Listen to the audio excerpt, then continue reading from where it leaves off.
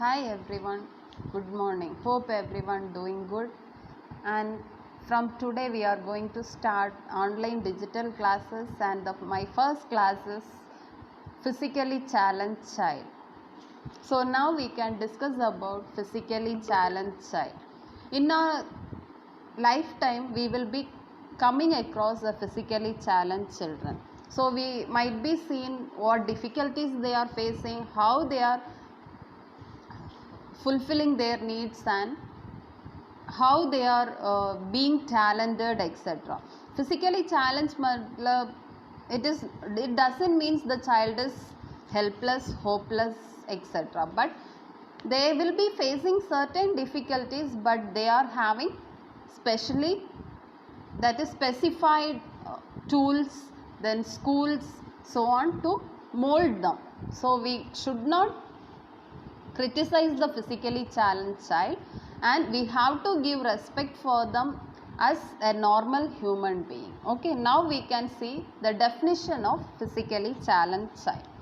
So physically challenged child is the presence of an impairment or other circumstances that are likely to interfere with normal growth and development with the capacity to learn.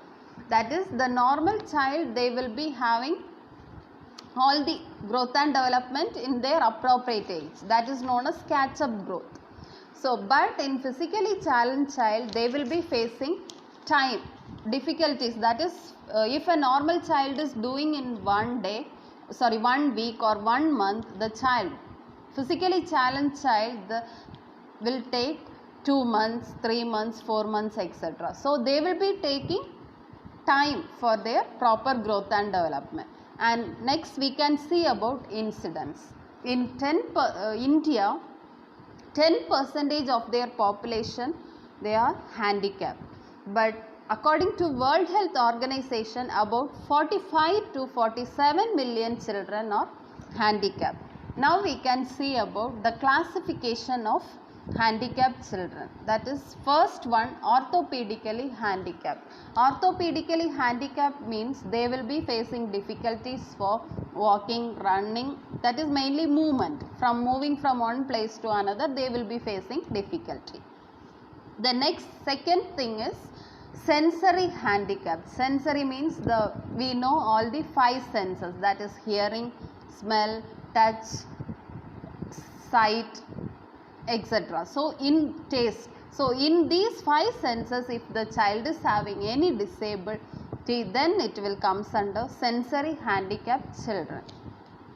Next, the third classification is neurological handicapped children.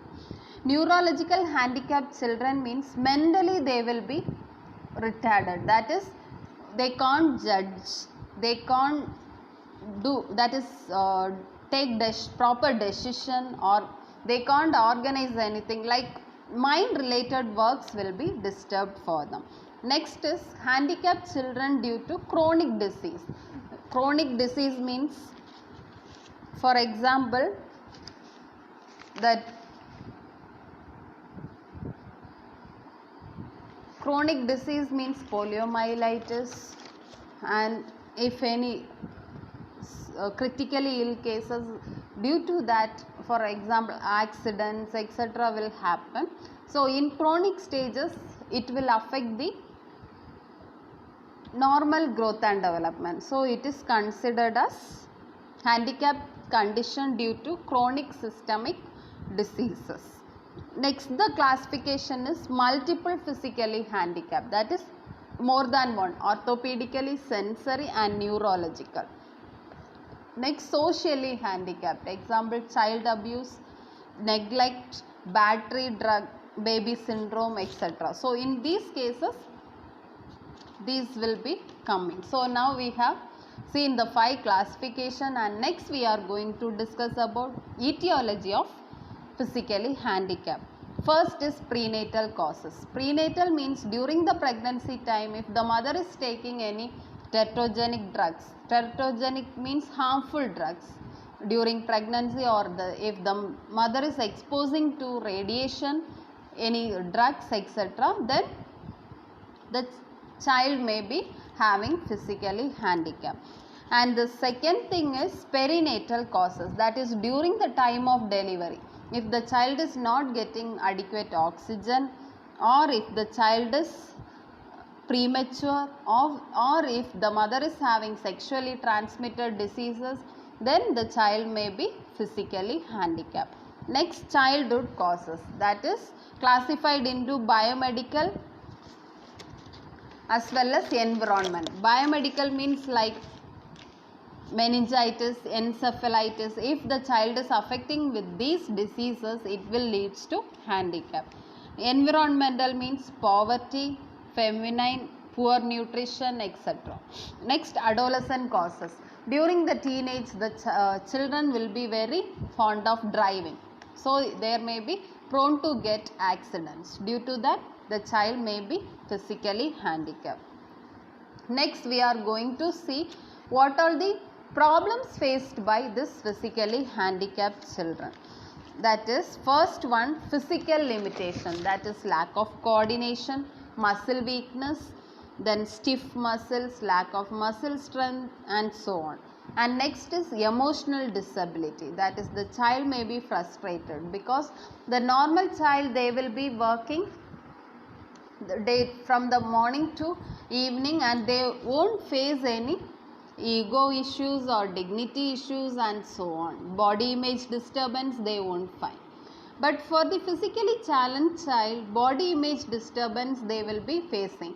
So while talking in front of the normal child, they will be feeling shy, guilt, etc. So the child will be feeling frustrated, sadness, anger, etc. Next, learning difficulties. So if there is sensory issues, then the child will be having learning difficulties. Next, we can see about the management of physically challenged child. The first thing is social.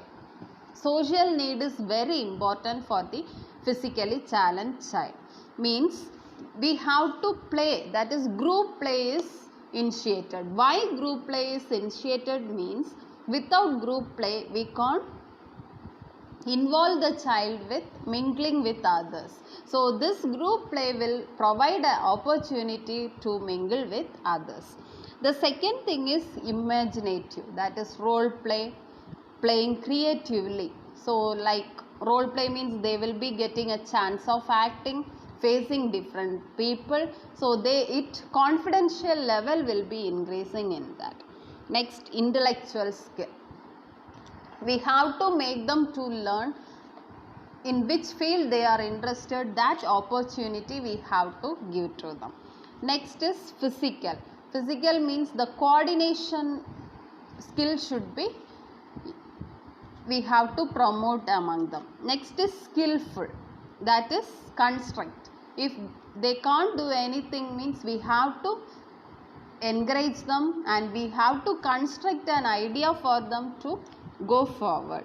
Next, exploratory, that is motivation. We have to provide motivation to the child. Next, hearing impairment. If the child is having hearing impairment means we have to provide hearing aids. Next, if the child is having speech difficulty means lip reading we can teach, then sign language, speech therapy. These are the things we have to provide for the child. Next, we can see visual impairment. For that, Braille language we have to teach for the child. Then special education we have to provide. So till now we have seen the management, and now we can see about prevention, how we can prevent. The first is primary prevention. Primary prevention means before coming we have to protect us. That is genetic counseling, genetic screening. If we are doing these two things means we can early diagnose that and we can prevent these physically challenged. Next, secondary prevention. We are identifying the disease occurs and after that how we are treating them and we are preventing the complication from this. Next, tertiary prevention means like rehabilitation. We have to make them to provide a smooth life. So these all the things comes under prevention. Next, welfare services in India. What are the welfare services available in India for this physically handicapped children? First is daycare center, then special school for blind, deaf and dumb. Next, vocational training centers, special hospital for crippled children. Next, the Children Act, they have developed in the 1960 to protect them. Next, Ministry of Welfare, that is Government of India has introduced a comprehensive bill in the parliament known as Persons with Disability, that is equal opportunity they have given. Next, National Institutes for Specific Disability. National Institute for Orthopedically Handicapped, Hooghly, Kolkata. National Institute for Visually Handicapped, Dehradun, New Delhi. National Institute of Mentally Handicapped, Secunderabad. Ali Awar Jung National Institute for Hearing Handicapped, Mumbai. National Institute of Rehabilitation, Training and Research, Cuttack. Hope everyone enjoyed the class. Thank you.